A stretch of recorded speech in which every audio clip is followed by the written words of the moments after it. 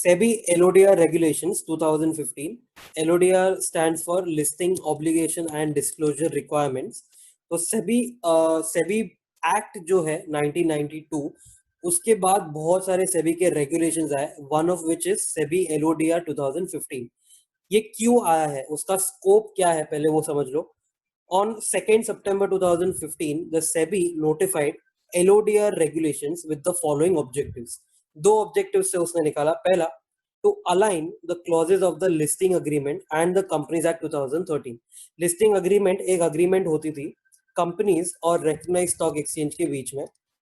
ये अग्रीमेंट में बहुत सारे क्लॉजेज होते थे, तो आपको लिस्टिंग के टाइम पे वो टर्म्स एंड कंडीशंस फुलफिल करने होते थे. एंड कंपनीज एक्ट जो है वो सारी कंपनीज को अप्लाई करती थी, ऑल द कंपनीज. ये दोनों में कभी कभार थोड़ा तकरार होता था, कोई कोई पॉइंट अलग अलग होता था, तो वो दोनों को अलाइन करने के लिए पहले तो. एंड सेकेंड ऑब्जेक्टिव ये था to consolidate the conditions under different security listing agreements in one single regulation. बहुत सारे अलग अलग सिक्योरिटीज का अलग अलग टाइप का लिस्टिंग अग्रीमेंट होता था. हर एक कंपनी को बहुत सारे अलग अलग लिस्टिंग अग्रीमेंट के थ्रू जाना पड़ता था. शेयर्स का अलग रहेगा, डिबेंचर्स का अलग रहेगा वगैरह. एंड ऐसी बहुत सारी कंपनीज है, तो कितने सारे लिस्टिंग अग्रीमेंट्स होंगे, सब में अलग अलग क्लॉजेज होंगे, सबको कंसोलिडेट करके एक सिंगल रेगुलेशन बनाना है. फिर आप कोई भी चीज लिस्ट करो, आप कैसी भी कंपनी हो, आपको यही रूल फॉलो करना पड़ेगा. चलो रेगुलेशन 3 देखते हैं फटाफट. Applicability of LODR. तो unless otherwise specified, LODR shall apply to the listed entities which have listed any of these on recognized stock exchange. मतलब और कहीं पे कुछ और लिखा रहेगा तो वो फॉलो करो. अदरवाइज LODR वेरी सिंपल है. अगर आपने रिकॉग्नाइज स्टॉक एक्सचेंज पे ये इसमें से कुछ भी लिस्ट किया हुआ है तो आपको LODR अप्लाई कर जाएगा. इक्विटी शेयर्स, कन्वर्टेबल सिक्योरिटीज जैसे कन्वर्टेबल बॉन्ड्स, कन्वर्टेबल डिबेंचर्स वगैरह हो गया, लिस्टेड ऑन मेन बोर्ड और SME और इन्वेस्टर्स ग्रोथ प्लेटफॉर्म. तो बेसिकली जो अच्छी अच्छी कंपनीज होती है, बड़ी कंपनी, वो मेन बोर्ड पे लिस्ट हो जाती है कोई भी स्टॉक एक्सचेंज के. SME जो होता है, it is a very small company जो लिस्ट हो रहा है. एंड इन्वेस्टर्स ग्रोथ प्लेटफॉर्म मतलब ये इंस्टीट्यूशनल ट्रेडिंग प्लेटफॉर्म पहले बोला जाता था. तो बेसिकली फॉर बिगर इंस्टीट्यूशंस, उनको जो ट्रेड वगैरह करना होता है उसके लिए. तो इनमें से, ये तीनों में से कहीं पे भी अगर आपने इक्विटी शेयर या कन्वर्टेबल सिक्योरिटीज लिस्ट किया, या नॉन कन्वर्टेबल सिक्योरिटीज जैसे डेट हो, प्रेफरेंस शेयर्स हो, ये लिस्ट किया, या इंडियन डिपॉजिटरी रिसीट्स, तो बाहर की कंपनी जब भी इंडिया आती है फंड रेजिंग के लिए और लिस्टिंग के लिए, तो वो IDR इशू करता है इंडियंस को. एंड ये जो IDR है, डिपॉजिटरी रिसीट्स, ये भी लिस्ट हो जाता है इंडिया में. फिर म्यूचुअल फंड यूनिट्स अगर लिस्ट किए हुए हैं, and security receipts of SARFAESI, तो एसेट रिकंस्ट्रक्शन होता है ना जब भी, अगर समझो there is a special purpose entity, जैसे एसेट रिकंस्ट्रक्शन कैसे होता है, तो बहुत सारे बोरोवर्स होते हैं जिन्होंने बैंक से लोन लिया हुआ रहता है. बैंक ये बैड लोन्स जो होती है वो सेल कर देता है एक सिक्योरिटाइजेशन कंपनी को या एक स्पेशल पर्पस एंटिटी को. ये एसेट रिकंस्ट्रक्शन या सिक्योरिटाइजेशन कंपनी जो है वो आगे बड़े बड़े इन्वेस्टर्स से पैसा रेस करता है. ठीक है, तो QIB लोग उनको पैसा देते हैं. ये इंडस्ट्री जो ऐसा ही है, it is only for QIB. so याद रखना, ये इंडस्ट्री जो है not for you and me, basically for bigger investors. Now in this industry, ये जो SP है उसको फंड्स आया QIB के पास से, एंड वो उसको सामने क्या इशू करता है, तो ये सिक्योरिटी रिसीट्स इशू करता है. These are just like bonds, उसके ऊपर इंटरेस्ट रेट वगैरह सब डिसाइड होता है. फिर SP ये पैसे जो है वो बैंक को दे देती है, और बैंक से क्या करती है, ये जो बैड लोन्स है वो बाय कर लेता है. ओके, एनीवे, तो ये जो रिसीट्स होते हैं ये भी लिस्ट हो सकते हैं. सो नाउ इसमें से कुछ भी लिस्ट किया हो, इक्विटी शेयर्स या कन्वर्टेबल सिक्योरिटीज या non convertible securities, Indian depository receipts, mutual fund units या सिक्योरिटी रिसीट्स, कुछ भी एक भी चलेगा, तो आपको LODR अप्लाई कर जाएगा. उसके बाद छोटा सा एक पॉइंट है यहाँ पे, market cap criteria makes listed entities liable to comply with some regulations. These regulations apply even if market cap falls below the threshold. तो आगे जाके अपन पढ़ेंगे कि there is a particular rule, let's say this is XYZ regulation, ठीक है, this applies to let's say top 1000 companies. वो 1000 कैसे पता चलेगा, तो लास्ट ईयर का जो 31 मार्च था ना, उस पे तुम्हारा मार्केट कैप देख के, अब मार्केट कैप देखा और मैं उसमें फॉल हो गया, तो मैंने ये रेगुलेशन फॉलो करना है. बट व्हाट इफ बाद में मेरा मार्केट कैप गिर गया, तो भी करना है. That is what they are saying. Okay, इसके बाद आता है की फीचर्स ऑफ LODR. इसमें की फीचर्स में चलो फटाफट शुरू करते हैं। तो पहला composition of board of directors, regulation 17 सब regulation 1, company must have optimum combo of executive and non executive directors. याद करो एग्जीक्यूटिव डायरेक्टर्स होते हैं जस्ट लाइक योर एम्प्लॉइज जो डे टू डे एक्टिविटीज में इन्वॉल्व होते हैं, बट नॉन एग्जीक्यूटिव जो है वो डे टू डे एक्टिविटीज में इन्वॉल्व नहीं होंगे, वो सिर्फ ओवरसाइट का काम करेंगे। With at least 50% of directors comprising of non executive, मतलब ओवरसाइट वाले ज्यादा चाहिए हमको, मोर देन 50% लोग चाहिए ताकि झोल थोड़े कम हो सके, क्योंकि अगर अंदर वाले ही पूरा कंपनी हैंडल करेंगे ना तो शेयर होल्डर्स के लिए वो डेट्रीमेंटल हो सकता है, ये लोग झोल कर सकते हैं। मिनिमम एज ऑफ डायरेक्टर्स क्या बोला है, at least 21 years. And BOD should have at least one independent women director, independent भी होनी चाहिए, वुमेन भी होनी चाहिए। इंडिपेंडेंट का मतलब again there are many rules, बहुत सारे अलग अलग क्लॉजेज है, अपन कंपनीज एक्ट में ये पढ़ेंगे, तो बेसिकली रिलेटेड नहीं होना चाहिए कंपनी से, अभी के लिए शॉर्ट में इतना समझेंगे। कब तक ये at least one independent women director होनी चाहिए, by 1 April 19 for top 500 companies, but by 1 April 20 for top 1000 listed companies. तो अपने को ये वाला फॉलो करना है एग्जाम के लिए। As per market cap on 31 March of the previous year, ये रैंकिंग जो होता है कैसे निकलता है, मार्केट कैप के बेसिस पे। What is market cap, number of shares multiplied by current market price as on 31 March. 31 March traded नहीं होगा तो 30 मार्च ले लो, वो नहीं होगा ट्रेडेड तो 29 मार्च ले लो। वैसे रैंकिंग से आपको टॉप 500 मिलेगी, वो टॉप 500 लोगों को 1 अप्रैल 19 से ही एक इंडिपेंडेंट वुमेन डायरेक्टर रखना है बोर्ड पे। या तो अगर आप 1000 में फॉलो, तो मतलब आपका रैंक अगर 700 होता है फॉर एग्जांपल, तो आप ये केस में फॉलो जाओगे टॉप 1000 में, तो 1 अप्रैल 2020 का आपका डेट आ जाएगा, तो तब से आपको one independent women director appoint करनी ही है। You should have that director on the board by 1 April 20। फिर नंबर ऑफ इंडिपेंडेंट डायरेक्टर्स कितने होने चाहिए, तो पहली बात तो ये बुलेट जो है it is not applicable to section 8 company, okay. Section 8 के अलावा जो भी कंपनीज होंगी वो ये फॉलो करेगी। Let's assume total number of independent directors are 12, sorry total number of directors are 12 not independent. Board of directors पे 12 डायरेक्टर बैठे, तो इंडिपेंडेंट कितने होने चाहिए, तो it will depend on the chairperson. If the chairperson of the BOD is a non executive director, मतलब कि वो डे टू डे एक्टिविटी वाला काम नहीं करता है, वो बाहर वाला कोई बंदा रहेगा जो सिर्फ ओवरसाइट करता है। अगर चेयरमैन नॉन एग्जीक्यूटिव है then normally 1/3 of the BOD should be independent directors. 1/3 मतलब अगर 12 है अपने टोटल डायरेक्टर्स, तो उसका 1/3 आएगा 4 डायरेक्टर्स, तो independent directors should be at least 4। ये इक्वल टू नहीं, सॉरी ये एटलीस्ट 4 है, मतलब ऑफ कोर्स 4 से भी ज्यादा हो सकते हैं, तो एटलीस्ट 4 हो गया। अगर यही चेयरपर्सन जो नॉन एग्जीक्यूटिव तो है, डे टू डे एक्टिविटी में काम नहीं करता है, but if he or she is also a promoter, वो खुद प्रमोटर भी है कंपनी का, or is related to a promoter, or is related to any person occupying a management position at the level of BOD or at one level below the BOD, मतलब basically ये बंदा management position पे है, मतलब कि board of directors का बंदा है वो, या BOD के नीचे जो हायरार्की में होगा ना आपकी कंपनी में, उसका बंदा है ये, और अगर उससे आप रिलेटेड हो तो independent directors should be at least half of the BOD। अब रिक्वायरमेंट बढ़ गई है, अब यहाँ पर एटलीस्ट हाफ मतलब at least 6 should be independent directors. तो ये फर्स्ट वाले केस में एटलीस्ट 4 था, अब एटलीस्ट 6 हो जाएगा। क्यों, क्योंकि चेयरपर्सन नॉन एग्जीक्यूटिव तो है बट वो अंदर वाला हो गया ना, बिकॉज वो प्रमोटर है या तो वो रिलेटेड है किसी से। रिलेटेड का मतलब क्या होता है, तो section 2 subsection 77 of companies act 2013, ठीक है, ये आगे मैंने लिखा है नोट। एंड अगर ये जो प्रमोटर है फॉर एग्जांपल अगर वो कंपनी है तो उसके लिए मैंने अलग से केस लिखा, ओके। अच्छा ये केस नहीं होता है, चेयरपर्सन नॉन एग्जीक्यूटिव नहीं होगा, मतलब कि if there is no regular non executive chairperson, तो independent directors should be at least half of the BOD, मतलब अगेन एटलीस्ट 6 इंडिपेंडेंट डायरेक्टर्स चाहिए। चेयरपर्सन नॉन एग्जीक्यूटिव नहीं होगा, मतलब कि शायद एग्जीक्यूटिव चेयरपर्सन होगा, तो इंडिपेंडेंट डायरेक्टर्स एटलीस्ट 6 चाहिए होंगे। अब ये जो प्रमोटर है अगर वो कंपनी है तो क्या है,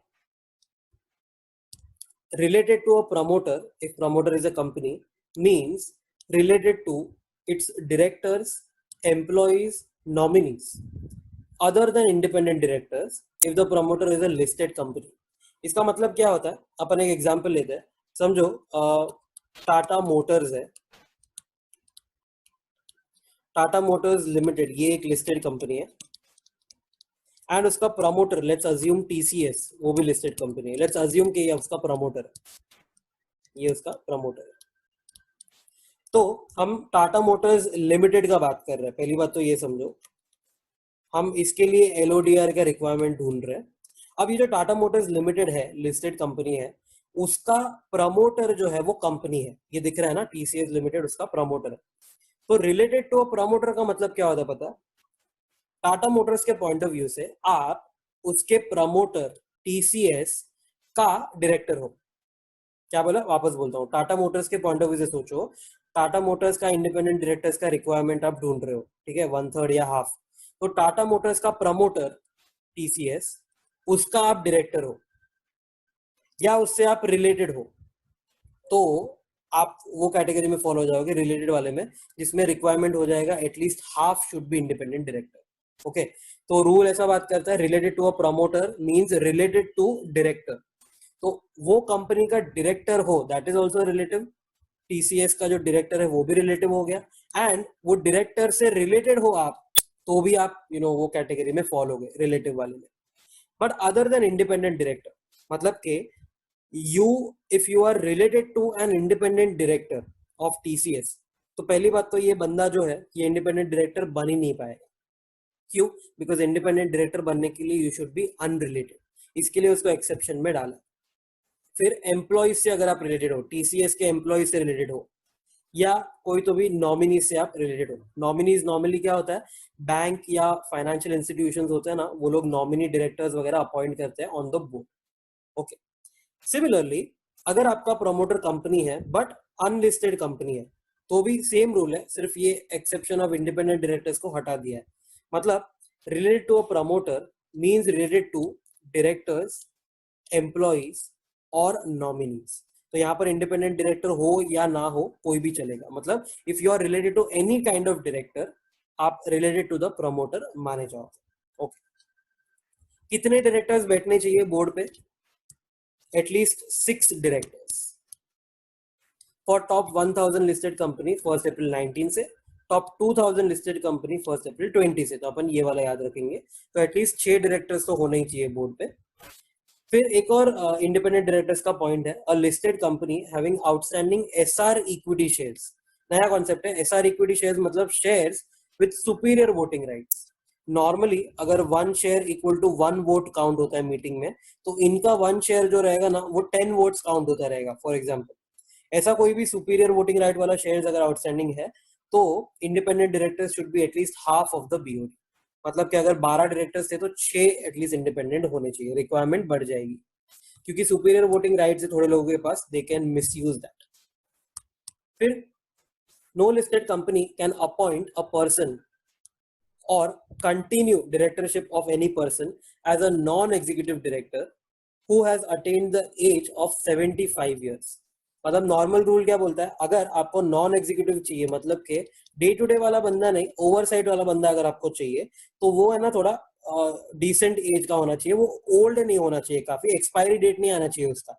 तो that listed company can appoint, can't appoint or continue the directorship। मतलब अगर आपको कोई ऐसे पर्सन को अपॉइंट करना है जो 75 ईयर्स का हो गया, या समझो अपॉइंटेड ऑलरेडी था बट ड्यूरिंग हिज टेन्योर वो 75 ईयर्स हो गया, तो you can't continue that unless unless special resolution is pass. अगर आपका रीजन वगैरह सब प्रॉपर रहेगा तो शेयर होल्डर्स आपको एसआर पास करके दे देंगे, स्पेशल रेजोल्यूशन, तो ठीक है। एंड साथ साथ में explanatory statement annexed to the notice indicates justification for appointing that person।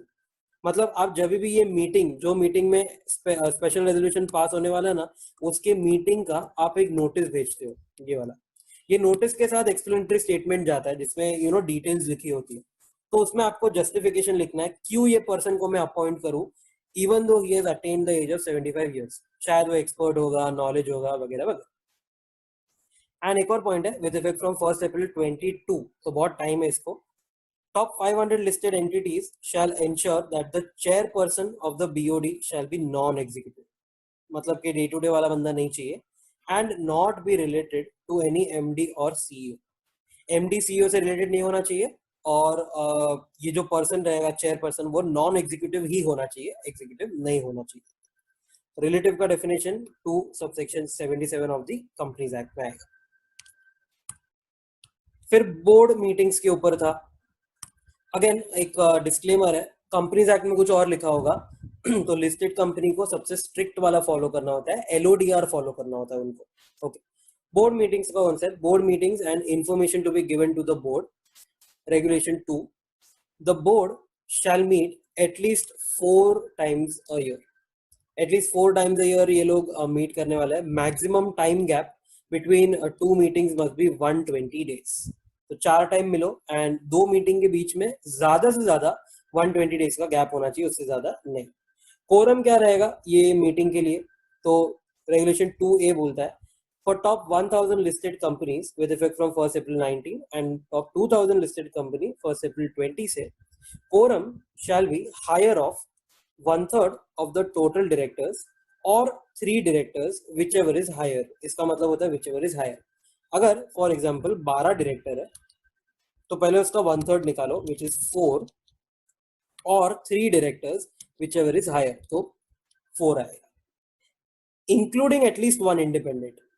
अब मिस्टेक मत करना, लास्ट टाइम भी बोला था इसमें ऐड 1 इंडिपेंडेंट डायरेक्टर नहीं बोला है, ये नहीं, ऐड नहीं करना आपको। ये जो 4 आंसर आया ना आपका 4 डायरेक्टर्स, इसी में से एक बंदा इंडिपेंडेंट डायरेक्टर होना चाहिए एंड 3 वुड बी अदर्स, मतलब के नॉर्मल डायरेक्टर्स। और ये एटलीस्ट बोला है, मतलब 1 2 3 या 4 भी हो सकता है, नो प्रॉब्लम। तो it will include independent directors. And एक और पॉइंट है, पार्टिसिपेशन बाय वीडियो कॉन्फ्रेंस और audio visual means is also counted here. कैसे भी जाओ, ऐसा नहीं है कि फिजिकली आपको मीटिंग में जाना है, वीडियो कॉन्फ्रेंस वगैरह से भी कर सकते हो, no problem. Maximum number of directorships था रेगुलेशन 17 है। मैक्सिमम नंबर ऑफ डायरेक्टरशिप्स मतलब कि एक बंदा कितने कंपनी में डायरेक्टर बन सकता है, इंक्लूडिंग ऑल्टरनेट डायरेक्टर।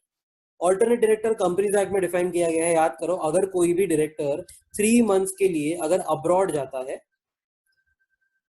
तो एक ऑल्टरनेट डायरेक्टर उसके सब्सटीट्यूशन में अपॉइंट होता है। तो अगर आप वो ऑल्टरनेट डायरेक्टर बने हो ना, सब्सटीट्यूट बने हो, तो भी आप यहाँ पर काउंट हो जाओगे। ओके, तो कितने कंपनीज में डायरेक्टर बन सकते हो, तो देखो, directors of listed entities can hold directorship in maximum 8 listed companies as a director. But ये आउटडेटेड है क्योंकि ये 1 April 19 का है। अपने एग्जाम के लिए 1 April 20 वाला पढ़ेंगे। तो directors of the listed entities can hold directorship in maximum 7 listed companies as a director, including this company. ये लिस्टेड वाले को इंक्लूड करके टोटल 7 लिस्टेड कंपनी में आप डायरेक्टर बन सकते हो। For example, director of a listed company, let's say आप रिलायंस में, मतलब कि आप 1 कंपनी में अगर आप डायरेक्टर हो तो 7 लिस्टेड कंपनी टोटल बोला है, मतलब कि ये जो 7 लिस्टेड कंपनी बोला ना, इसका 2 पार्ट करेंगे। एक कंपनी ऑलरेडी रिलायंस है तो बाकी की 6 अदर कंपनीज चलेगी, इसका मतलब ये होता है। तो 7 इन ऑल, ओवरऑल वो एक मैक्स लिमिट है। तो अगर आप लिस्टेड एंटिटी में डायरेक्टर हो तो मैक्सिमम 7 लिस्टेड कंपनी में ही आप डायरेक्टर बन पाओगे। अनलिस्टेड फिर कितना भी बनो, नो प्रॉब्लम। सी, अनलिस्टेड के लिए you will follow companies act. Okay, तो 7 लिस्टेड कंपनी। एंड अगर इंडिपेंडेंट का पूछा रहेगा तो अगर आप रिलायंस में डायरेक्टर हो, ये लिस्टेड एंटिटी रिलायंस है, इसमें आप डायरेक्टर हो, then you can hold directorship in maximum 7 listed companies as independent director। मतलब कि 7 लिस्टेड कंपनी में आप डायरेक्टर बन सकते हो, 7 लिस्टेड कंपनी में इंडिपेंडेंट डायरेक्टर बन सकते हो। ये दोनों एडिशन में नहीं है, please take care of this, ये एडिशन में नहीं है। ये 7 लिस्टेड कंपनी में जो इंडिपेंडेंट डायरेक्टर बोला ना, that will be included in this point, because independent directors जो होते हैं वो भी आखिर में डायरेक्टर ही होते हैं ना। मतलब आई कैन से कि अगर रिलायंस वो एक कंपनी है जिसमें ये बंदा नॉर्मल डायरेक्टर है, अगर रिलायंस में ये नॉर्मल डायरेक्टर है एंड लेट्स से 4 कंपनीज में वो इंडिपेंडेंट डायरेक्टर है, तो अब जो ओवरऑल लिमिट है वो 7 ही रहेगा, भले वो डायरेक्टर्स हो या इंडिपेंडेंट डायरेक्टर्स हो, मिला के ओवरऑल लिमिट 7 ही रहने वाला। तो 5 ऑलरेडी हो गया कंपनी, तो अब 2 कंपनी में वो नॉर्मल डायरेक्टर बन सकता है मैक्सिमम, टोटल हो गया 7। तो ये जो 7 है it is inclusive of independent director. अच्छा, क्या वो रिलायंस में अगर वो इंडिपेंडेंट डायरेक्टर है एंड वैसे ही 6 अदर कंपनीज में वो इंडिपेंडेंट डायरेक्टर है तो चलेगा? तो आंसर इज यस, बिकॉज ये केस में भी टोटल 7 ही हो रहा है, तो ये भी चलेगा। फिर एक और है, he can hold directorship in maximum 3 listed companies as independent director, if he or she serves as whole time director or managing director. समझो ये रिलायंस का whole time director और managing director अगर है तो he can be independent director in maximum 3 listed companies. क्यों? क्योंकि MD और whole time director का काम बहुत बड़ा रिस्पॉन्सिबिलिटी वाला होता है, तो वो टाइम डिवोट नहीं कर पाएगा दूसरे कंपनीज में, इसके लिए बाहर सिर्फ 3 कंपनीज में वो इंडिपेंडेंट डायरेक्टर बन पाएगा. ओके, एंड ये सेक्शन के लिए यहाँ पर मैंने नोट भी डाल दिया, ID is counted as director only and listed means whose shares are listed and not any other instrument. हमने देखा ना IDR, mutual fund, debt security सब कुछ लिस्ट होता है, यहाँ पर सिर्फ हम शेयर्स का बात कर रहे हैं. तो ये जो भी कंपनीज है ना 7 लिस्टेड, 3 लिस्टेड, ये सारी की सारी कंपनीज का हम बात कर रहे हैं जिसके शेयर्स लिस्टेड है. ओके ओके, अब नेक्स्ट है E point, restrictions on committee membership. तो बहुत सारी कमिटीज है, ऑडिट कमिटी है, स्टेक होल्डर रिलेशनशिप कमिटी है, नॉमिनेशन रेम्यूनरेशन कमिटी है, रिस्क मैनेजमेंट कमिटी. तो ऐसा है कि अगर आपको audit committee and stake holder relationship committee में रहना है तो some restrictions will apply to you. ये दोनों को गोली मार दो. Here there are no restrictions. तो देख लो, person can be a member of committees in maximum 10 companies. मतलब 10 कंपनी में मैक्सिमम आप कोई भी कमिटी में मेंबर बन सकते हो. A person shall be chairperson of committees in maximum 5 companies. तो चेयरपर्सन है तो 5 कंपनी के कमिटीज में, एंड मेंबर है तो 10 कंपनी के committees. Only 2 committees, audit committee and stakeholder relationship committee, shall be considered for this regulation in determining the limits. इसके बाद तो बेसिकली नॉमिनेशन एमिनेशन एंड आरएमसी को तो काउंट ही नहीं करेंगे.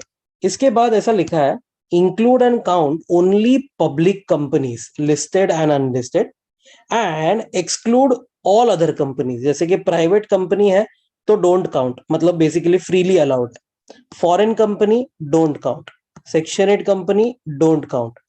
High value debt listed entities, मतलब ऐसी लिस्टेड कंपनी जिसने अपना नॉन कन्वर्टेबल डेट लिस्ट किया हुआ है मोर देन और equal to 500 crore.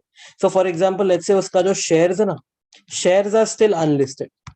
Okay, so basically shares list नहीं किया हुआ, बट लेट्स से उसने ना अपना डेट लिस्ट किया हुआ. ये भी होता है स्टॉक एक्सचेंज पे, आप खाली डेट लिस्ट कर सकते हो, जैसे कि बॉन्ड्स. तो नॉन कन्वर्टेबल बॉन्ड्स या नॉन कन्वर्टेबल डेट अगर 500 करोड़ या उससे ज्यादा का आपने लिस्ट करवाया है तो इन दैट केस ये कंपनी को भी हम काउंट नहीं करेंगे.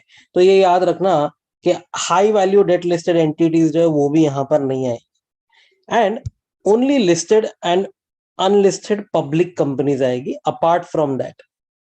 सो ये एक बहुत इंपॉर्टेंट पॉइंट है, बहुत अच्छा अमेंडमेंट आया हुआ है, ये याद. समझो mister A is a member of audit committee, ये काउंट करना होता है, ऑफ 9 पब्लिक कंपनीज, पब्लिक बोला है ना, ये भी काउंट करना है. 12 प्राइवेट कंपनीज, 12 प्राइवेट कंपनीज है तो हम इग्नोर करते हैं, प्राइवेट काउंट नहीं करेंगे. एंड 1 फॉरेन कंपनी, ये भी हम इग्नोर करेंगे, काउंट नहीं करेंगे. तो टोटल काउंट 9 पब्लिक कंपनी का है, और ये मेंबर बना है ना, मेंबर बना है तो चलेगा, नो प्रॉब्लम, क्योंकि 10 तक का लिमिट था. वैसे ही एग्जांपल था, mister B is a chairperson of audit committee of at least 3 listed companies. Chairperson है, लिस्टेड है तो ऑफकोर्स काउंट करना है, मैक्सिमम लिमिट 5 का है. फिर 10 सेक्शन 8 कंपनीज में भी वो चेयरपर्सन है, तो ये सेक्शन 8 कंपनी अपन काउंट ही नहीं करते. And also a chairperson of nomination and remuneration committee of 3 listed company. Listed company तो हम काउंट करते हैं, but nomination and remuneration committee count नहीं करना है, सिर्फ audit committee and stake holders relationship committee count करना था. इसके लिए अगेन नो प्रॉब्लम, क्योंकि काउंट सिर्फ 3 लिस्टेड कंपनी तक का पहुंचा है, और यहाँ पर मैक्सिमम अपने को 5 कंपनीज बोली गई थी. ओके, फिर 2 और फीचर है, qualified and independent audit committee, जो आगे पढ़ेंगे, and corporate governance with respect to subsidiary, वो भी आगे पढ़ेंगे. ओके, नेक्स्ट है डिस्क्लोजर ऑफ इवेंट्स और information regulation 30. Now this answer is just like audit का आंसर, बहुत बेसिक, बहुत थियोरी आंसर था. क्या क्या आपको डिस्क्लोजर करने होते हैं, तो ऑल द मटेरियल डिस्क्लोजर्स, जैसे फर्स्ट है related party transactions, statement of RPT should be laid before the audit committee. फिर अकाउंटिंग ट्रीटमेंट का नॉन कंप्लायंसेस होगा तो रिपोर्ट करो फाइनेंशियल स्टेटमेंट में. कभी कभार अपना accounting standard end S follow नहीं किया होता है, डिविएट किया होता है, तो वो आपको रिपोर्ट करना होता है. आईपीओ प्रोसीड्स का जो डिस्क्लोजर होता है, disclosure of proceeds to the audit committee, मतलब कितना पैसा आया वो आपको ऑडिट कमिटी को बताना है। एंड यूटिलाइजेशन आपको डिस्क्लोज करना है क्वार्टरली ड्यूरिंग क्वार्टरली रिजल्ट्स। मतलब पहले तो प्रोसीड्स आया तो ऑडिट कमिटी को डिस्क्लोज करो, यूटिलाइजेशन जो रहेगा वो क्वार्टरली रिजल्ट्स में आपको दिखाना पड़ेगा कैसे यूटिलाइज किया। And disclose the utilisation for purposes other than those stated in the prospectus और ऑफर डॉक्यूमेंट। जब भी आप पैसा रेज करोगे तो आप एक रेड हेरिंग प्रोस्पेक्टस वगैरह आप फाइल करते हो, उसमें जो आपने पर्पसेस लिखे हैं आपने उसके अलावा अगर ये पैसा यूज किया पब्लिक का तो वो डिस्क्लोज करना है आपको annually, and this will be certified by the statutory auditor. Okay, फिर डायरेक्टर्स के बारे में डिस्क्लोजर होगा, पेक्यूनरी या मॉनेटरी रिलेशन, मतलब कि बेसिकली सैलरी, रेम्यूनरेशन, परक्यूजेट्स या कोई भी टाइप का ऐसा मॉनेटरी रिलेशन, और transactions of non executive directors with the company, मतलब कि जो ओवरसाइट करने के लिए डायरेक्टर्स आते हैं कंपनी में, उन्होंने कंपनी के साथ कोई ट्रांजैक्शन अगर किया रहेगा तो वो डिस्क्लोज करना है आपको एनुअल रिपोर्ट में। फिर अपॉइंटमेंट और reappointment should be disclose to the share holders. ये डायरेक्टर्स का ही कंटिन्यूएशन है, डायरेक्टर का अपॉइंटमेंट हुआ या रीअपॉइंटमेंट हुआ डिस्क्लोज करो।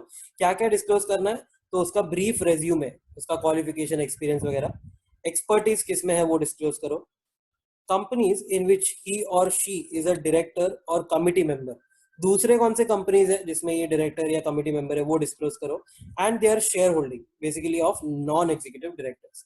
तो नॉन एग्जीक्यूटिव डायरेक्टर का क्या शेयर होल्डिंग है ये कंपनी में वो भी डिस्क्लोज करना पड़ेगा। फिर एक बिजनेस रिस्पॉन्सिबिलिटी स्टेटमेंट फाइल करनी होती है। It will be a part of annual report. Make disclosure regarding steps taken from environment, social and governance ESG perspective. ये ESG क्या होता है तो याद करो, एनवायरमेंट को सेफ रखने के लिए आप कौन से स्टेप्स ले रहे हो, पॉल्यूशन वगैरह कम करने के लिए। सोशल मतलब कि ह्यूमन राइट्स या किसी लोगों का भला हो उसके लिए आप क्या स्टेप्स ले रहे हो। तो फॉर एग्जांपल आप अपने लेबरर्स को अच्छे से ट्रीट करते हो, उनको सैलरी वगैरह एक्स्ट्रा देते हो, या किसी किसी को फ्री में खाना देते हो, कोई भी टाइप का ऐसा जिसमें ह्यूमन राइट्स उसका वायोलेशन ना हो, बल्कि ह्यूमन राइट्स को ये लोग अप्रिशिएट करें। या गवर्नेंस पॉइंट ऑफ व्यू, इसके लिए स्टेप्स लो। गवर्नेंस में क्या आता है, बेसिकली फ्रॉड नहीं होना चाहिए कंपनी में, कंपनी को कैसे आप गवर्न करते हो उसके लिए भी आपको स्टेप्स लेने होंगे। तो ये जो भी आपने स्टेप्स लिए उसको BRS, बिजनेस रिस्पॉन्सिबिलिटी स्टेटमेंट के द्वारा एनुअल रिपोर्ट में आपको ये डिस्क्लोज करना होता है। उसके बाद MDA करके होता है disclosure, management discussion and analysis. MDA report of the board forms part of the annual reports. ये रिपोर्ट में क्या क्या होता है मैनेजमेंट डिस्कशन एंड एनालिसिस में, तो matters like industry structure and development, मतलब कि अगर आप टेलीकॉम सेक्टर में हो तो टेलीकॉम का जो पूरा इंडस्ट्री है कैसे इवॉल्व हो रहा है, डेवलप हो रहा है वगैरह। अपॉर्चुनिटीज और थ्रेट्स क्या क्या है आपकी कंपनी को। Segment and product wise performance, इसमें एक एग्जांपल दिया था, अगर सेगमेंट में आप शैम्पूज कंसिडर करो, HUL का एग्जांपल ले सकते हो, अगर सेगमेंट में शैम्पूज है तो प्रोडक्ट वाइज में डव आ सकता है, फिर और कोई शैम्पू आ सकता है, समझो सनसिल्क है, etcetera etcetera, I don't know कौन से कंपनी का है, but just get the idea, segment as well as product wise आपको देना है। Outlook of the future, outlook of the future मतलब बेसिकली आगे अहेड, लेट्स से 5 years और 10 years डाउन द लाइन आपको क्या लगता है वगैरह वगैरह। Material developments in human resources and industrial relations. Industrial relations का मतलब कस्टमर्स, सप्लायर्स के साथ कैसा रिलेशन है, या ह्यूमन रिसोर्सेज में क्या क्या डेवलपमेंट्स हो रहा है, नया हायरिंग वगैरह हो रहा है etcetera. Risk, internal controls and their adequacy, क्या क्या रिस्क है, क्या इंटरनल कंट्रोल आपने रखा है कंपनी में, एंड उनका एडिक्वेसी क्या है, मतलब कि कितना इंपॉर्टेंट है वो, कितना यूजफुल है वो। फिर डिस्कशन ऑन फाइनेंशियल और ऑपरेशनल परफॉर्मेंस, तो कैसा परफॉर्मेंस हो रहा है, बस उसके लिए थोड़ा थोड़ा आपको टिप्पणी देनी होती है शेयर होल्डर्स को। फिर वेबसाइट इन्फो आता है। Website info, quarterly results and presentations made by the company to analysts shall be put on the company's website. तो क्वार्टरली रिजल्ट्स तो वेबसाइट पे डालना ही है। Presentation made by company to analyst क्या था, तो बहुत सारे एनालिस्ट होते हैं, म्यूचुअल फंड वाले या इक्विटी रिसर्च वाले, जो लोग कंपनी को अप्रोच करते हैं, तो ये लोग कंपनी वाले उनको, एनालिस्ट को कोई प्रेजेंटेशंस देते हैं कि हमारा रिजल्ट ऐसे आएगा वैसे आएगा, थोड़ा बहुत एक हिंट देते हैं। तो वो भी आपको कंपनी के वेबसाइट पे डालना है ताकि सब लोग पढ़ पाए उसको। And shall be sent to the stock exchange also on which the company is listed, to be uploaded on the stock exchanges website. तो पहली बात, अगर आप रिलायंस हो तो रिलायंस के खुद के वेबसाइट पे तो आपको डालना ही है, मतलब ये RIL.com पे तो डालना ही है। साथ में आपको ये चीज बॉम्बे स्टॉक एक्सचेंज को भी भेजना है, ताकि Bombay stock exchange .com BSE.com पे भी ये रिजल्ट्स है और प्रेजेंटेशन जो है वो पहुंच जाए। फिर एक फीचर है LODR का CEO और CFO सर्टिफिकेशन के ऊपर। CEO and CFO shall certify to the board of directors that they have reviewed the financial statements and the cash flow statement and those are true to the best of their knowledge। तो कभी भी CEO और CFO जो है वो BOD को ये review करके देंगे पूरा का पूरा financial statements. Certificate must be submitted annually before or at the time when the annual accounts are presented to the BOD। ये जो मैनेजर्स होते हैं वो लोग BOD को प्रेजेंट करते हैं अकाउंट्स, तो ये अकाउंट्स अभी प्रेजेंट कर रहे हैं वो टाइम पे और बिफोर दैट टाइम इनको ये सर्टिफिकेट सबमिट करना होता है कि it is true to the best of our knowledge. Appointment of CFO will need prior approval of the audit committee. वो कमिटी का प्रायर अप्रूवल मिलेगा तो ही आप वो पर्सन को CFO अपॉइंट कर पाओगे। फिर एक फीचर है report on corporate governance. Report on corporate governance. This report is a part of annual report and it includes information about the BOD। BOD के बारे में क्या क्या इन्फो रहेगा, तो कॉम्पोजिशन मतलब के कैसे कैसे टाइप के BOD है, बोर्ड मीटिंग्स के बारे में डिटेल रहेगी, अटेंडेंस किस किसने अटेंड किया वगैरह, फिर ऑडिट कमिटी के ऊपर इन्फो जाएगा, रेम्यूनरेशन कमिटी पे जाएगा, शेयर होल्डर्स ग्रीवेंस कमिटी पे जाएगा। इसमें क्या क्या आएगा, तो ग्रीवेंसेस कितने रिसीव हुए, कंप्लेंट्स कितने रिसीव हुए, कितने सॉल्व हो गए, कितने पेंडिंग है एक्सेट्रा। जनरल बॉडी मीटिंग्स के बारे में या फॉर दैट मैटर AGM समझ लो इसको, तो उसका location and time of last 3 AGMs ये सब आपको डिस्क्लोज करना होगा वो रिपोर्ट में। पोस्टल बैलेट का प्रोसीजर क्या होता है, पोस्टल बैलेट क्या होता है, मंदिर का एक चंदा का बॉक्स होता है, इसमें आपको जाके वोट डालना होता है ये बॉक्स में। शेयर होल्डर की मीटिंग में आप जाओगे तो आपको ये बॉक्स में वोट डालना है, उसको हम बोलते हैं पोस्टल बैलेट प्रोसीजर। तो स्पेशल रेजोल्यूशन कोई पास किया रहेगा या propose to be pass using this postal ballot procedure, ये भी आपको डिस्क्लोज करना पड़ेगा या उसके बारे में थोड़ा बहुत डिस्क्लोजर करना पड़ेगा, क्या प्रोसेस था, कैसे वोट हुआ, कितने वोट्स आए वगैरह वगैरह and any other prescribed disclosure. तो ये होता है कॉर्पोरेट गवर्नेंस का एक रिपोर्ट। नेक्स्ट जो है कमिटीज के बारे में, audit committee, nomination remuneration committee, stake holder relationship committee, ये तीनों ऑल लिस्टेड कंपनीज के लिए रहेगा। एंड रिस्क मैनेजमेंट कमिटी जो है खाली फोर्थ वाला, it applies to top 1000 listed company by market cap at the end of last financial year. मतलब लास्ट जो भी 31 मार्च गया उस दिन का मार्केट कैप का रैंकिंग से top 1000। And high value listed debt company जिसने 500 करोड़ और मोर का डेट जो है वो लिस्ट कराया है, नॉन कन्वर्टेबल वाला, विच जिसको अपन NCD बोलते हैं, नॉन कन्वर्टेबल डिबेंचर्स। अब ये देखो, इसमें पहला है कॉम्पोजिशन, मतलब के कौन कौन मेंबर्स होंगे। तो ऑडिट कमिटी जो है रेगुलेशन 18 बोलता है कि एटलीस्ट 3 डायरेक्टर्स होने चाहिए ये कमिटी में। उसमें से at least 2/3 of the members should be independent directors. If company has outstanding SR shares, यहाँ पे सुपीरियर वोट राइट वाले शेयर्स है, मतलब थोड़े शेयर्स पे वोटिंग राइट अलग है, ज्यादा है थोड़े पे कम है वैसे। तो अगर वैसा है तो all members have to be independent, all members shall be financially literate and at least one member shall have accounting or FM related expertise। तो ये याद रखना, ये वाला पॉइंट जो है वो कंपनीज एक्ट का जो सेक्शन 177 है उससे थोड़ा अलग होता है ये, तो दोनों में डिफरेंसेस याद रखना। And always remember companies act 2013 जो है वो तुम नॉर्मल कंपनीज के लिए लगाओ, LODR जो है वो तुम लिस्टेड कंपनीज के लिए लगाओ, ये हमेशा याद रखने का, ये अदर्स के लिए हो जाएगा। ये डिस्टिंक्शन हमेशा तुमको करना होगा अगर एग्जाम में क्वेश्चन साइलेंट है तो। Anyway, back to the question. तो यहाँ पे ये हो गया, एटलीस्ट 3 डायरेक्टर होने चाहिए, at least 2/3 independent, SR equity shares है तो all members should be independent. And एक मेंबर जो है, एटलीस्ट एक मेंबर अकाउंटिंग या फाइनेंशियल मैनेजमेंट रिलेटेड एक्सपर्टीज वाला होना चाहिए। एंड सारे मेंबर्स फाइनेंशियली लिटरेट होने चाहिए, इसका मीनिंग आगे देखेंगे। फिर नॉमिनेशन रेम्यूनरेशन कमिटी रेगुलेशन 19 बोलता है कि एटलीस्ट 3 डायरेक्टर ये कमेटी में बैठने चाहिए। ऑल डायरेक्टर्स नॉन एग्जीक्यूटिव होने चाहिए, नॉन एग्जीक्यूटिव मतलब ऐसा कोई डे टू डे बेसिस पे आने वाला नहीं होगा। And at least 2/3 have to be independent, यहाँ पे अमेंडमेंट आ चुका है तो खाली 2/3 इंडिपेंडेंट होना चाहिए उतना ही बोला है, यहाँ पे SR शेयर्स है नहीं है कुछ भी नहीं बोला है। तो for all cases at least 2/3 have to be independent. Stake holder relationship committee में रेगुलेशन 20 बोलता है एटलीस्ट 3 डायरेक्टर बैठने चाहिए ये कमिटी में, एटलीस्ट एक इंडिपेंडेंट होना चाहिए, बट अगर आउटस्टैंडिंग एसआर शेयर्स है तो 2/3 of the members have to be independent. Risk management committee जो है रेगुलेशन 21 बोलता है कि इसमें एटलीस्ट 3 मेंबर होने चाहिए, उसमें से मेजॉरिटी डायरेक्टर्स होने चाहिए। इसका मतलब यह है कि पहली तीनों कमिटी में डायरेक्टर्स कंपलसरी थे, वही मेंबर्स बन सकते थे, बट फोर्थ कमिटी में खाली डायरेक्टर्स मेंबर नहीं बन सकते, even senior executive of the company shall be member. मतलब बड़े बड़े पोस्ट पे जो लोग हैं वो लोग भी मेंबर बन सकते हैं और डायरेक्टर्स भी बन सकते हैं, मेजोरिटी तो डायरेक्टर्स ही होनी चाहिए। If company has outstanding SR shares, then 2/3 have to be independent. But नहीं है तो कोई बात नहीं, एटलीस्ट एक इंडिपेंडेंट डायरेक्टर तो होना ही चाहिए। तो ये वाला जो रूल है इन दोनों में कॉमन हो गया, ये वाला एटलीस्ट 1 आईडी, और अगर एसआर है तो 2/3, ये दोनों में सेम हो गया। यहाँ पे सीधा सीधा बोला 2/3 आईडी, यहाँ पे नॉर्मल केसेस में 2/3, बट अगर आउटस्टैंडिंग एसआर शेयर्स है तो all members have to be ID. तो don't get confused in these points. इसके बाद चेयरपर्सन का बात करते हैं, तो ऑडिट कमिटी में ऐसा है, chairperson has to be an independent director and must be present at the AGM of the company to answer the share holders queries. मतलब इसको पर्सनली आना पड़ेगा और शेयर होल्डर की क्वेरीज आंसर करनी पड़ेगी। And secretary of the committee will be a company secretary, जो CS है कंपनी का वो।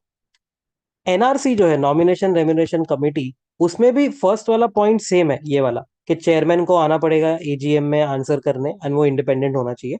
बट यहाँ पे CP shall be allowed to choose anyone to answer the share holders queries. मतलब वो डेलीगेट कर सकता है शेयर होल्डर का क्वेरी, किसी और को बोल सकता है तू आंसर कर ले। यहाँ पे याद रखना, chairperson of the whole company can not become chairperson of the committee whether the chairperson is executive और नॉन एग्जीक्यूटिव डायरेक्टर। मतलब ये याद रखना, जो पूरे कंपनी को लीड कर रहा है वो ये कमिटी को लीड नहीं कर पाएगा, but chairperson of the company can still become a member of the committee. वो चेयरपर्सन ऑफ द कमिटी नहीं बनेगा बट मेंबर बन सकता है। फिर स्टेक होल्डर रिलेशनशिप कमिटी में chairperson has to be a non-executive director and must be present at the AGM of the company to answer the shareholders queries, बस। And risk management committee जो है उसमें chairperson has to be a member of the board of directors, मतलब कि वो director होना चाहिए, बस। Committee meetings at least 4 times in a year होना चाहिए। ऑडिट कमिटी का बात कर रहा हूं मैं, ये यहाँ पे लिख देता हूँ ऑडिट कमिटी। तो एटलीस्ट 4 टाइम्स अ ईयर होना चाहिए। Maximum gap between two meetings 120 days का होगा, मतलब कि करीब करीब 4 महीने का, इससे ज्यादा का गैप नहीं चलेगा। साथ साथ ये भी देख लो, कोरम फॉर द मीटिंग्स, तो एटलीस्ट 2 मेंबर या 1/3 of the number of members whichever is higher, इतने मेंबर्स तो होने ही चाहिए। बट साथ साथ एटलीस्ट 2 इंडिपेंडेंट डायरेक्टर्स तो बैठने ही चाहिए इसमें। फिर नॉमिनेशन रेम्युनरेशन कमेटी आता है, तो यहाँ पे मीटिंग का क्या है, तो कुछ नहीं, एटलीस्ट वंस अ ईयर होना चाहिए। 2 मेंबर या 1/3 of the members whichever is higher, जो पहले था वही सेम, बट यहाँ पे एटलीस्ट एक इंडिपेंडेंट डायरेक्टर होना चाहिए। ऑडिट कमेटी का मीटिंग है तो 2, एनआरसी का मीटिंग है तो एटलीस्ट एक आईडी से चलेगा। स्टेक होल्डर रिलेशनशिप कमिटी जो है उसमें लिखा है at least once a year meeting होनी चाहिए। कोरम का कुछ भी नहीं लिखा है, कुछ भी नहीं लिखा है, उसका मतलब अपन ऐसा ब्लैंक रख के आएंगे ऐसा नहीं है। कोरम में तो भी मिनिमम 2 लोग तो हो ही गया ना, बाय डिफॉल्ट है एटलीस्ट 2 लोग। क्यों? क्योंकि अगर एक बंदा अकेला आ रहा है मीटिंग में तो वो खुद से थोड़ी बात करेगा, मैं और मेरी तन्हाई अक्सर ये बातें करते थे, वो तो ऐसा होता, ये होती तो वैसा होता, ऐसा नहीं होता है, वो खुद से बात नहीं कर सकता, तो एटलीस्ट 2 लोग तो चाहिए ना मीटिंग के लिए। तो ये बाय डिफॉल्ट है। And last, risk management committee जो है, वहां पे मीटिंग्स जो है एटलीस्ट ट्वाइस अ ईयर होनी चाहिए। Maximum gap between two meetings 180 days होना चाहिए। अब ये देखना, ऑडिट कमिटी वाला जो था यहाँ पे 120 डेज का मैक्सिमम गैप है, बट 4 टाइम्स अ ईयर था। आरएमसी में ट्वाइस अ ईयर है, मैक्सिमम 180 डेज का गैप रहेगा, तो don't get confuse. And last, quorum 2 members और 1/3 of the members whichever is higher, जो सेम तुमने पहले देखा था यहाँ पे और यहाँ पे। बट ऑडिट कमिटी में 2 आईडी चाहिए था, एनआरसी में एक आईडी चाहिए था। आरएमसी रिस्क मैनेजमेंट कमिटी में तुमको खाली एक डायरेक्टर चाहिए बस, क्योंकि एज यू नो यहाँ पे डायरेक्टर एंड सीनियर एग्जीक्यूटिव दोनों भी बैठने वाले ये कमिटी पे, तो खाली बोला है कि एक डायरेक्टर तो एटलीस्ट होना ही चाहिए। फाइनेंशियली लिटरेट का मतलब क्या होता है, तो ability to read and understand basic financial statement. And FM and accounts related expertise में क्या आता है, तो ऐसा पर्सन जिसके पास एक्सपर्टीज, प्रोफेशनल सर्टिफिकेशन या एक्सपीरियंस होगा, resulting in individuals financial sophistication, मतलब के फाइनेंशियल मैटर्स में वो थोड़ा सुलझा हुआ बंदा है, उसको बहुत कुछ आता है। Being CEO, CFO senior officer is also included, मतलब कहीं पे भी वो ऐसा पोस्ट हैंडल करता था जिसको हम बोलते हैं हैविंग फाइनेंशियल ओवरसाइट रिस्पॉन्सिबिलिटीज, वो भी यहाँ पर इंक्लूड हो जाएगा। फिर और दो नोट्स है, audit committee at its discretion shall invite the finance director or head of finance or head of internal audit and a representative of statutory auditor, ये लोगों को invite कर सकता है and any other executives to be present at committee meetings में ये लोग को invite कर सकता है and occasionally it can meet without the presence of any executives of the listed company, मतलब ऐसा नहीं है कि listed company के कोई भी executives को बुलाना ही है, ये committee उनके बिना भी meet कर सकती है। Audit committee has the powers, क्या क्या powers है, to investigate any activity, to seek info from any employees, obtain outside legal or professional advice and secure attendance of outsiders with relevant expertise, मतलब investigate करो, employ से कोई detail मांगो, बाहर से कोई लीगल या प्रोफेशनल एडवाइस ले लो and secure any experts attendance in the meeting, बाहर वाले एक्सपर्ट का आप यहाँ पर अटेंडेंस भी ले सकते हो। Some rules may differ from those of the Companies Act, पूरे कमेटी के पार्ट में, इनफैक्ट पूरे चैप्टर में listed companies must follow the stricter one which is LODR। फिर कंप्लायंस ऑफिसर के ऊपर एक आंसर है, रेगुलेशन 6 बोलता है every listed company shall appoint a qualified company secretary as a compliance officer, he or she shall be responsible for 4 functions। पहला, ensuring compliance of regulatory provision, सारे law comply हुए कि नहीं, coordination with and reporting to the board of directors, recognized stock exchange and depositories, सारे के सारे coordination ये करेगा and reporting भी करेगा। DOD को, recognized stock exchange को and depositories को, depository क्या होती है SEBI एक्ट में हम पढ़ने वाले हैं। फिर ensuring correct procedures have been followed that would result in correct information and reports filed by the company, सारे प्रोसीजर्स वगैरह मेंशन जो भी रहेगा, फॉर एग्जांपल अगर आपको कोई फाइलिंग करनी है, आरओसी वगैरह में कुछ फाइल करना है, तो चेक करो कि सारे प्रोसीजर्स ऐसे हो कि इंफॉर्मेशन जो है वो सही जाए। Monitoring email ID of the grievance redressal division of the company, तो मॉनिटर करना है, कोई भी कंप्लेंट छूटना नहीं चाहिए। Above regulation, ये जो compliance officer का पढ़ा, it is not applicable in case of mutual funds listed on any stock exchange since it is governed by SEBI Mutual Fund Regulation 1996। तो above regulation सिर्फ बोला है, मतलब सिर्फ यही वाला compliance officer वाला। फिर share transfer agent के ऊपर regulation 7 बात करता है, the listed entities shall appoint a share transfer agent or it can manage share transfer facility in house। share transfer agent खुद अपॉइंट करो बाहर वाला या अपने आप अंदर ही करो अपने कंपनी में। क्या होता है ये तो देखो, for your info, share transfer agent या रजिस्ट्रार बोलते हैं इसको, RTA are responsible for maintaining records of transactions. Example, substitution of name of the owner when a person sells shares, एक बंदे ने शेयर बेचा, दूसरे ने खरीदा, तो अब name of the owner change हो जाएगा, तो वो सारे ट्रांजैक्शन के रिकॉर्ड्स ये लोग मेंटेन करते हैं। Now onwards very important, quarterly compliances शुरू हो रहे हैं, तो आपको डेज, ड्यू डेट्स याद रखना है और क्या कंप्लायंस है वो याद रखना है।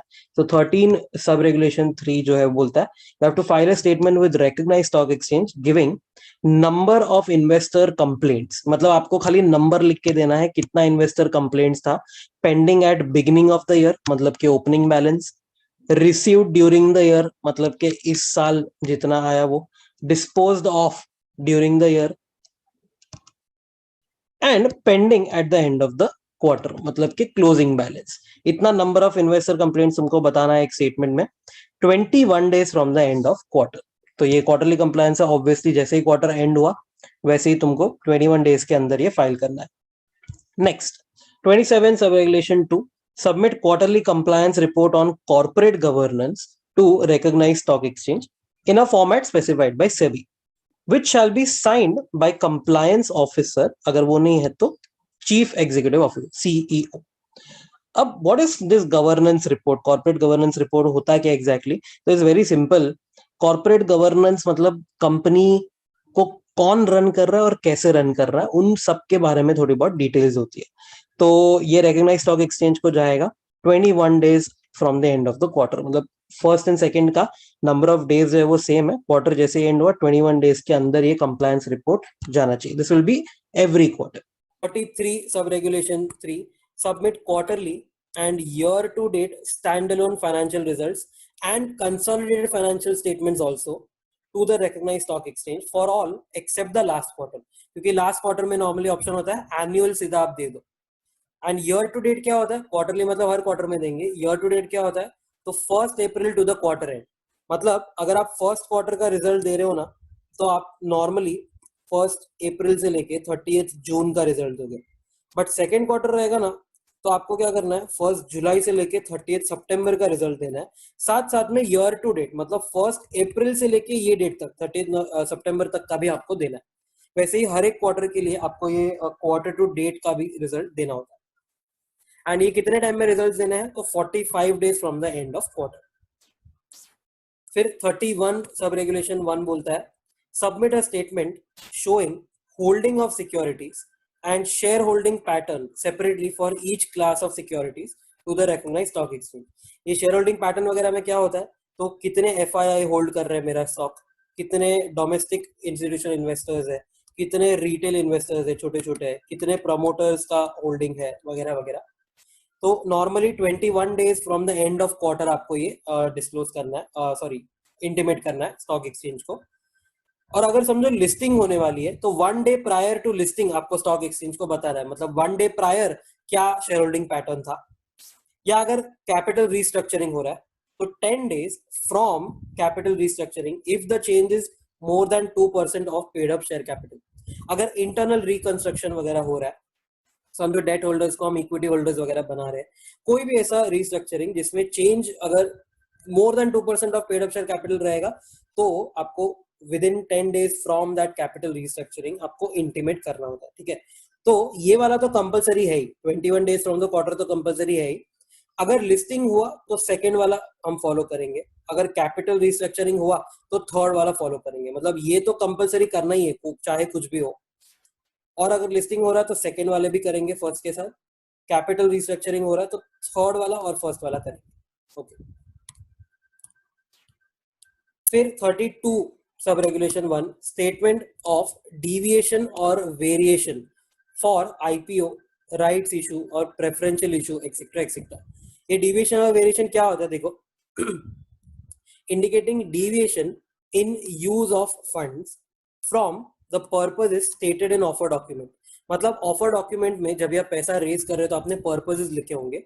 समझो आपने पर्पज में लिखा कि हमें ना फैक्ट्री पूरा का पूरा खड़ा करेंगे और फैक्ट्री में प्रोडक्शन वगैरह शुरू करना है, बट ये पैसे से आपने एक बिल्डिंग बाय कर लिया तो ये पर्पज से डिविएट कर गए तो वो मेंशन करो। Indicating category wise variation between projected and actual utilisation of funds, मतलब कि प्रोजेक्टेड आपने कितना एक्सपेंस किया था और एक्चुअल कितना हुआ वो भी कैटेगरी वाइज, जैसे केपेक्स रहेगा तो उसका प्रोजेक्टेड और एक्चुअल, मार्केटिंग एक्सपेंस रहेगा तो projected and actual, working capital उसका भी सेम वे, एंड ऐसे हर एक कैटेगरी का है। इसके लिए कोई भी टाइम लिमिट नहीं दिया है, तो ये आपको ऐसे ही बोला है क्वार्टर टू क्वार्टर आपको ये सबमिट करना है। एनुअल कंप्लायंसेस, एनुअल कंप्लायंस में पहला है फाइनेंशियल रिजल्ट्स। रेगुलेशन 33 बोलता है submit annual stand alone financial results, submit उसके साथ साथ एनुअल कंसोलिडेटेड फाइनेंशियल रिजल्ट्स, मतलब आपका एंड कंसोलिडेटेड मतलब आपके साथ होल्डिंग सारी होल्डिंग कंपनीज का मर्ज करके, एंड ऑडिट रिपोर्ट सबमिट करो फॉर्म ए में अगर अनमॉडिफाइड है तो, फॉर्म बी में अगर मॉडिफाइड है तो। अनमॉडिफाइड का मतलब होता है क्लीन रिपोर्ट या नॉट डिस्क्वालिफाइड या what ever you call it in audit. Modified opinion में आता है कोई भी डिस्क्वालिफिकेशन रहेगा या एडवर्स ओपिनियन रहेगा या डिस्क्लेमर ओपिनियन रहेगा। तो जो क्लीन वाला होता है उसके लिए फॉर्म ए एंड बाकी तीनों के लिए फॉर्म बी फाइल करना। एंड एक और statement of impact of audit qualifications if the audit report has modified opinion, अगर ये तीनों में फॉल होता है ना मॉडिफाइड ओपिनियन में तो उसका इम्पैक्ट क्या होगा ये भी, तो टोटल 4 चीज आपको देनी होगी। अगर ये वाले केस में फॉल होते हैं तो 4, बट अगर क्लीन ओपिनियन है तो सिर्फ फर्स्ट 3, क्योंकि ये जो फोर्थ वाला है it is only for impact of qualifications अगर मॉडिफाइड ओपिनियन है तो। अनमॉडिफाइड है तो फोर्थ का जरूरत ऑफ कोर्स नहीं होगा। कितने टाइम में ये सब पहुंच जाना चाहिए, 60 days from the end of F1। Okay, 34 annual report आपको देना होता है, submit to the recognised stock exchange and publish on its website copy of annual report sent to the share holders along with the notice of AGM. आप जब भी share holders को AGM का notice भेजते हो तो साथ में एनुअल रिपोर्ट का कॉपी भी भेजना होता है. तो ये कॉपी आप सबमिट करोगे रेगुलर स्टॉक एक्सचेंज को कितने टाइम में? Not later than the day of commencement of dispatch to the share holders. Share holders को डिस्पैच करोगे, लेट्स से आप कुरियर कर रहे हो, तो जो दिन ये डिस्पैच शुरू हुआ ना, वही दिन आपको भेज देना है ये रिकॉग्नाइज्ड स्टॉक एक्सचेंज को. मतलब not later than the day of commencement. जो दिन कमेंसमेंट हुआ ना कुरियर वगैरह करने का, वो दिन के बाद नहीं, मतलब वो दिन तक आपके पास टाइम है. And revise copy of report, details and explanation for any changes in the report. अगर कुछ भी चेंज होता है एनुअल रिपोर्ट वगैरह में, तो not later than 48 hours after the AGM आपको ये रिकॉग्नाइज्ड स्टॉक एक्सचेंज को देना पड़ेगा. AGM के विद इन 48 आवर्स आपको ये सबमिट करना होगा अगर कोई चेंजेस है तो. फिर 36 रेगुलेशन बोलता है send annual report to the holder of securities. ये शेयर होल्डर्स को आपको एनुअल रिपोर्ट देना है 21 days before the AGM. Normally ये नोटिस के साथ साथ चला जाता है. फिर prior intimation of board meetings. तो पहली बात, इधर हम जो भी पढ़ेंगे उसमें आपको 2 दिन एक्सक्लूड करने होंगे डेज के कैलकुलेशन में से. Number of days will exclude the date of intimation and date of meeting. Date of intimation और डेट ऑफ मीटिंग को एक्सक्लूड कर दो, बीच में जितने दिन है वो आपको काउंट करने. तो देखो, prior intimation of board meeting होने वाली है, उसके पहले आपको इंटीमेट करना है. देखो फर्स्ट 29 सब रेगुलेशन 1 बोलता है proposal to be considered regarding financial results. कोई भी क्वार्टरली हो या एनुअल हो, तो अगर आप बोर्ड मीटिंग में फाइनेंशियल रिजल्ट्स डिस्कस करने वाले हो तो 5 डेज इन एडवांस आपको ये बताना पड़ेगा. मतलब कि अगर आपकी मीटिंग सैटरडे को अगर आपकी बोर्ड मीटिंग है तो 5 डेज इन एडवांस, मतलब Monday, Tuesday, Wednesday, Thursday, Friday. तो आपका ये जो इंटीमेशन है ये संडे को जाना चाहिए. तो संडे वाला डे हम काउंट नहीं करेंगे, बोर्ड मीटिंग वाला डे हम काउंट नहीं करेंगे. तो बीच में 5 दिन बचते हैं, तो ये 5 दिन को हम काउंट करेंगे 5 डेज इन एडवांस. ओके. फिर 29 सब रेगुलेशन 2 है. First case proposal for buyback, फिर वॉलंटरी डीलिस्टिंग, फिर रिकमेंडेशन और declaration of dividend, fund raising by FPO, further public offer, rights, depository receipts होगा, ADR, GDR, कन्वर्टेबल सिक्योरिटीज हो सकता है, debt issue, QIP, qualified institutional placement, bonds etcetera. कोई भी नाम से होने दो अगर आप फंड रेज कर रहे हो तो. And declaration of bonus securities. ये कोई भी पर्पस रहेगा ना आपका बोर्ड मीटिंग में डिस्कस करने का, तो वो बोर्ड मीटिंग के पहले 2 वर्किंग डेज इन एडवांस आपको नोटिफाई करना होगा स्टॉक एक्सचेंज को. 2 वर्किंग डेज लिखा है यहाँ पर, बी वेरी वेरी केयरफुल. ऊपर वाले रूल में वर्किंग डेज नहीं लिखा है, ऊपर सिर्फ 5 डेज लिखा है, यहाँ पर वर्किंग डेज लिखा है. तो कोई भी हॉलीडेज जो होगी वो एक्सक्लूड हो जाएंगी. एग्जाम्पल, अगर आपकी मीटिंग फ्राइडे को रखी है आपने, थर्सडे इज 15 अगस्त, मतलब कि हॉलीडे है, तो ये वर्किंग डे नहीं हुआ. Wednesday is a working day, Tuesday is a working day, तो आप इंटीमेशन आपको मंडे तक पहुंचाना है. तो इसको हम बोलते हैं 2 वर्किंग डेज इन एडवांस. मतलब कि ट्यूसडे और वेडनेसडे वर्किंग डेज है एंड ये नॉन वर्किंग डे है, तो इसको एक्सक्लूड कर दो. एंड इंटीमेशन डे काउंट मत करो, मीटिंग का डे काउंट मत करो. तो बीच में 2 वर्किंग डेज बच गए. फिर 29 सब रेगुलेशन 3 है ऑल्टरेशन इन फॉर्म और नेचर ऑफ लिस्टेड सिक्योरिटीज और इन राइट्स ऑफ होल्डर्स. कभी कभार interest, sorry not interest but let's say convertible debentures का एग्जांपल लेते हैं. नॉन कन्वर्टेबल डिबेंचर्स थे फुल्ली, मतलब फुल्ली नॉन कन्वर्टेबल, अब उसको आपने पार्टली कन्वर्टेबल बना दिया फॉर एग्जांपल, तो उसका जो नेचर है वो चेंज हो गया. तो उसके लिए आपको इंटीमेट करना रहेगा. या राइट्स ऑफ द होल्डर्स, समझो किसी का शेयर होल्डिंग जो वोटिंग राइट्स वगैरह होता है ऊपर नीचे हो गया, तो उसके लिए आपको अगेन इन्फॉर्म करना है. And also alteration in date of interest payments to the bond holders. Interest payment का जो डेट डिसाइड हुआ था वो ऑल्टर करना है. तो 11 working days in advance, again working है, तो इतने दिन पहले आपको ये इंटीमेशन देना है अगर आप कोई बोर्ड मीटिंग में ये डिस्कस करने वाले हो तो. Next 42 sub regulation 2 notice of a record date and its purpose. Record date क्या होता है? वो दिन, जो दिन शेयर होल्डर्स होंगे ना वो लिस्ट में, वही शेयर होल्डर्स को हम डिविडेंड देंगे या बोनस देंगे वगैरह वगैरह. तो to decide who will be entitled to get the dividend, वो दिन को हम बोलते हैं रिकॉर्ड डेट. तो notice of record date and its purpose आपको देना है स्टॉक एक्सचेंज को. नॉर्मल केसेस में 7 working days in advance, but rights issue के लिए रहेगा ना रिकॉर्ड डेट, तो 3 working days in advance. Normally में फिर ऑल बाकी सब आ जाएगा, डिविडेंड के लिए रिकॉर्ड डेट, बोनस के लिए, बायबैक के लिए वगैरह वगैरह। 9 पॉइंट, अदर इंटीमेशंस क्या क्या देने होंगे। तो अदर इंटीमेशंस में आएगा पहला 42 सब रेगुलेशन 3, रेकमेंड और डिक्लेयर डिविडेंड और कैश बोनस। अगर आप डिविडेंड रेकमेंड या डिक्लेयर कर रहे हो तो हमने ऊपर तो पढ़ा ही था, आई विल स्क्रॉल अप, ऊपर तो हमने पढ़ा ही था यहाँ पर कि 2 वर्किंग डेज इन एडवांस देना है, बट ये मीटिंग के 2 दिन पहले था, बिकॉज हेडिंग क्या बोलते हैं, prior intimation of board meeting. तो मीटिंग के 2 दिन पहले आपको ये डिस्क्लोज करना है, ये इंटीमेट करना है। बट 9th पॉइंट जो है वो मीटिंग के बारे में नहीं है, ये बोलता है 5 working days before the record date. जो रिकॉर्ड डेट रहेगा ना उसके 5 वर्किंग डे पहले आपको, अगर आपने डिविडेंड रेकमेंड या डिक्लेयर किया है तो वो इंटीमेट करना पड़ेगा रेकग्नाइज स्टॉक एक्सचेंज को। एंड 46 सब रेगुलेशन 3 बोलता है update any changes in the contents of its website. अगर आपने कोई भी ऐसा अपडेट किया वेबसाइट पे कोई भी इन्फो, तो वो भी इंटीमेट करो within 2 working days of such change. मतलब कि चेंज हुआ उसके बाद first working day, second working day, तो ये सेकेंड वर्किंग डे तक आपको पहुंचाना है। Okay, for your information record date क्या है, तो record date is a date on which whoever is the shareholder will be entitled to a dividend, bonus, rights, etc. etc. फिर रेगुलेशन 24 है corporate governance requirement with respect to subsidiary of a listed entity. इसमें example लेंगे, Reliance industries limited एक listed entity है जो holding company है, and उसकी subsidiary है जियो जो एक लेट्स से अनलिस्टेड कंपनी या प्राइवेट लिमिटेड कंपनी।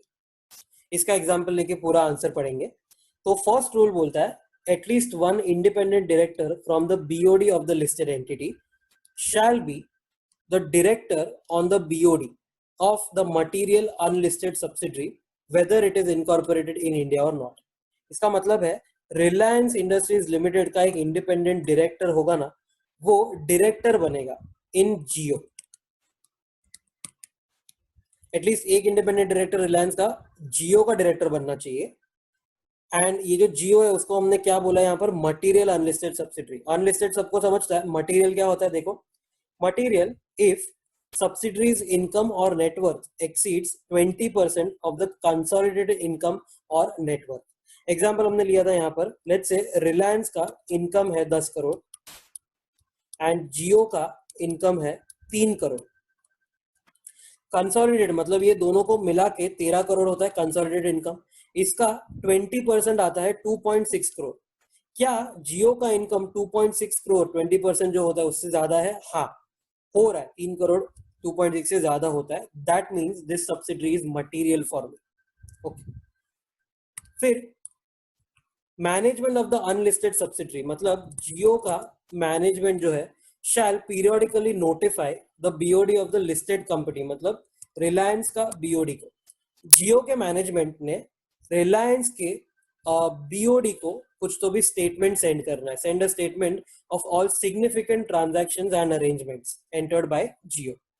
क्या सिग्निफिकेंट होता है देखो, significant means an individual transaction or arrangement whose value exceeds 10% of the last accounting year's revenue, expense, asset, liability of that subsidiary। समझो, example यहाँ पर लिया है, टोटल एसेट्स 31 मार्च 20 मतलब लास्ट ईयर एंड पे of the subsidiary was 1 crore and an asset worth 11 lakh is purchase, मतलब के more than 10% of last accounting years assets. तो लास्ट अकाउंटिंग ईयर के एसेट्स 1 करोड़ थे, मोर देन 10% का एक सिंगल ट्रांजैक्शन अगर हुआ है purchased in this year 4th May 20, then it is known as significant। तो इसका जो स्टेटमेंट रहेगा, ये रहा स्टेटमेंट जो रहेगा, वो जियो का मैनेजमेंट भेजेगा किसको, अपने होल्डिंग कंपनी के बीओडी को, तो रिलायंस के बीओडी को। फिर एक बहुत इंपॉर्टेंट आंसर है, इसमें 2 ट्रांजैक्शन है, दोनों के लिए आंसर सेम है। ये फर्स्ट और ये सेकंड बुलेट है, दोनों के लिए ये 3 डब्बे आंसर है। पहला ट्रांजैक्शन है listed entity to dispose of investment in shares of the material subsidiary। क्या बोला है, लिस्टेड कंपनी मतलब कि रिलायंस इंडस्ट्रीज लिमिटेड अगर अपना शेयर होल्डिंग एक मटेरियल सब्सिडरी से डिस्पोज कर रहे, resulting in reduction of share holding to less than 50%। और ये जो शेयर होल्डिंग है वो खुद का शेयर होल्डिंग हो या टुगेदर विद सब्सिडरीज हो। फॉर एग्जाम्पल अगर रिलायंस 60% होल्ड कर रहा है एंड अगर उसको बेचना है लेट्स से 20%, तो अब नेट उसका 40% हो गया ना होल्डिंग, मतलब कि लेस देन 50% जा रहा है।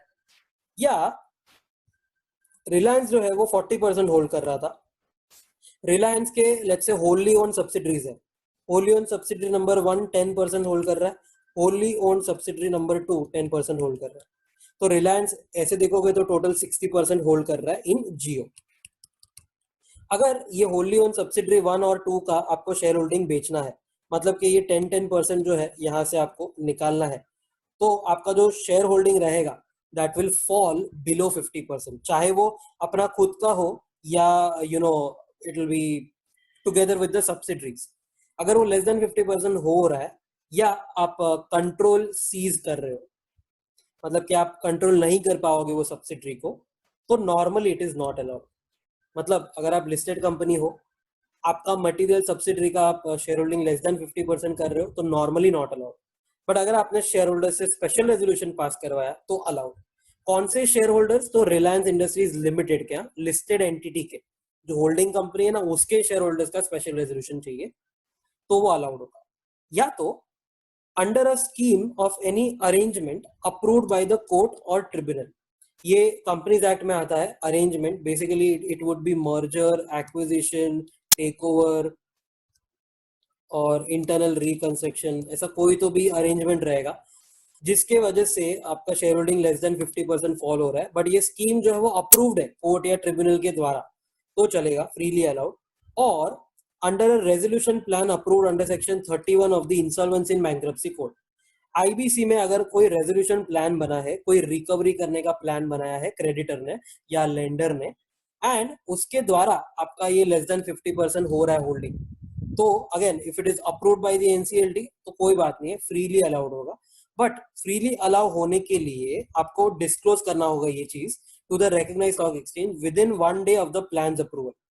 मतलब फॉर एग्जाम्पल अगर ये रिलायंस इंडस्ट्रीज लिमिटेड चल रहा है फॉर एग्जाम्पल, ये आरआईएल का एक अरेंजमेंट का स्कीम ड्राफ्ट हुआ है जिसको एनसीएलटी ने अप्रूव किया, या उसके अगेंस्ट समझो रेजोल्यूशन प्लान चल रहा है, इंसॉल्वेंसी का केस चल रहा है, जिसके वजह से उसका शेयर होल्डिंग जो है वो लेस देन 50% जा रहा है। समझो ये जो सब्सिडरी होगा ना, ये सब्सिडरी में डेट टू इक्विटी कन्वर्ट हुआ रहेगा, तो जो डेट होल्डर्स रहेंगे ना, बैंक वगैरह, वो लोग को इक्विटी होल्डर बना दिया, उससे एडिशनल इशू किया रहेगा इक्विटी, एंड रिलायंस को होल्डिंग लेस देन 50% चला गया। ऐसा कोई भी टाइप का ट्रांजैक्शन होता है जो अप्रूव कर दिया है कोई कोर्ट या ट्रिब्यूनल ने, and if it is disclose to regular stock exchange within 1 day of the plan approval, तो ये क्या हो जाएगा, फ्रीली अलाउ हो जाएगा, मतलब स्पेशल रेजोल्यूशन का भी जरूरत नहीं पड़ेगा, फ्रीली अलाउड। या तो एक और ट्रांजैक्शन है जिसके लिए सेम आंसर ये लागू पड़ता है, if listed entity wants to sell, lease or dispose of assets of the material subsidiary amounting to greater than 20% of the assets of the material subsidiary on an aggregate basis। इसका मतलब क्या होता है, एक साल में आपको चेक करना है।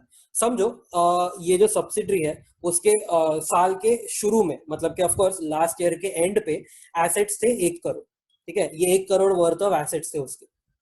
समझो आपको अप्रैल में आपने 1 लाख का एसेट बेचा, मई में आपने 1 लाख का एसेट बेचा, टोटल अभी तक 2 लाख, मतलब कि 2% का बेचा है आपने। समझो अभी आपको जून में 10 लाख का एसेट बेचना, मतलब कि अभी तक 12% हो गया, कर लो कोई बात नहीं। उसके बाद समझो जुलाई आता है, जुलाई में आपको 10% और बेचना है एसेट्स। अब यहाँ पर दिक्कत हो जाएगी क्योंकि ये 1 लाख, ये 1 लाख और ये 10 लाख, 12% ऑलरेडी हो गया था, अब 22% तक जाने वाला है। तो ऑन एन एग्रीगेट सारे मिला के अगर मोर देन 20% जा रहा है तो it is not allowed, but special resolution पास किया तो अलाउड।